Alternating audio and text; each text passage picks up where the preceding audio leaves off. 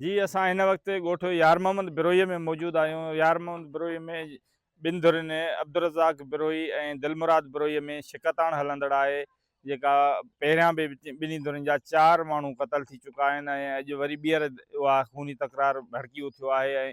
ऐं दिलमुराद जी धुर जो जेको आहे हमराह हुयो, जेको उहो पंहिंजो आशिक़ अली नालो अथसि, ऐं उहो जेको आहे लोडर रक्षा ते पंहिंजूं काठियूं खणाए चक तरफ़ विकिरो करण लाइ वञी रहियो हो, पेट जे गुज़र सफ़र लाइ।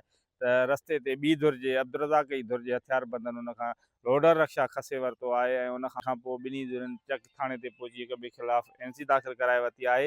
जॾहिं त ॿिन्ही धुरियुनि में शिकताण सबबि इलाइक़े में ख़ौफ़ रास साइजी वियो आहे। जॾहिं त पुलिस धुरियूं शिकायती थियूं आहिनि, तंहिं बावजूदि पुलिस को बि किरदारु अदा कोन पई करे। ऐं हिन वक़्त ताईं ॿिन्ही धुरियुनि सां ॻाल्हायूं था त हुननि जो छा चवणु आहे। अबा मां झगड़े खां 7 साल अॻे मां लॾे वई आहियां ओॾे सखर।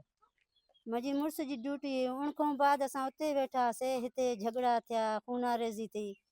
मुंहिंजा पेका वेठा आहिनि कोयटा, मां ॿाहिरों जो ॿाहिरों वियमि, न मुंहिंजो मुड़ुस जो वास्तो न असांजो वास्तो।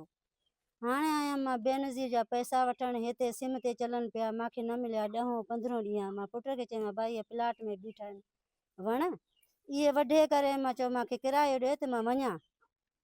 वढे करे उन ते जंबो ते रखियूं, ओॾे खणी विया त इहे क्लेशन सां 2 स्कूटर ते हुया। उते मां ओलर कयूं, क्लेशन खयूं, बेइज़ती कयूं, गार ॾिनऊं। त मां चयो हीउ चङो नथा कयो, जो मुंहिंजो वास्तो ई न आहे त मुंहिंजा छो था वई झलो। उहो डालो काहे विया पंहिंजे घर।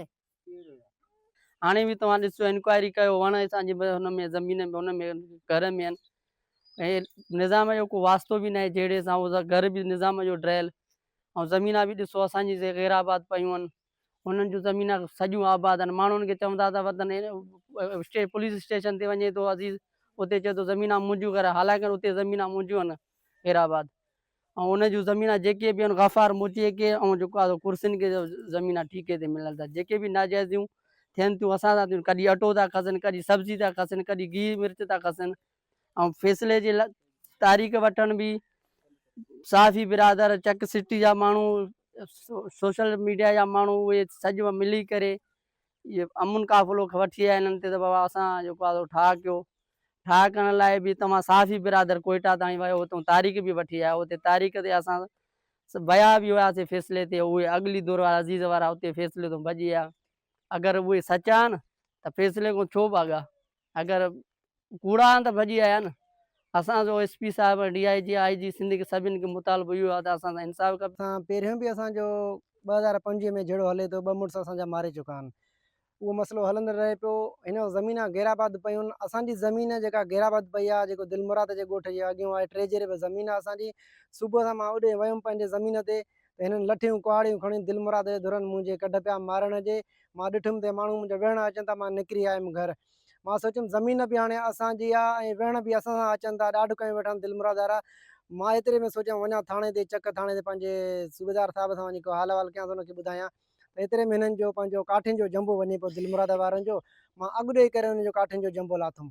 त जॾहिं मुंहिंजे हुननि ज़मीन ते कब्ज़ो कयूं वेठा आहिनि, मुंहिंजी ज़ाती आहे 2 मुड़ुस बि 2 खून बि मुंहिंजा कयूं वेठा आहिनि, ॾाढो कयूं वेठो आहे दिलमुराद बिरोही। उन जे करे मां ज़मीन जो 2 काठियूं बि हिन जो जंबो लाहे पंहिंजो रखियुमि। वियुमि थाणे ते, हूअ धुर बि पुॻी FIR लाइ, असां बि पुॻासीं FIR लाइ, जंहिंमें सूबेदार साहिब NC ॿिन्हिनि धुरनि जूं वरितईं।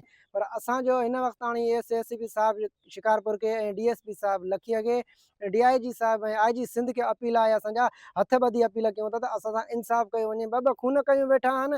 हिन महिल ताईं असां हुकूमत कुझु न कयो अथई, न असांजा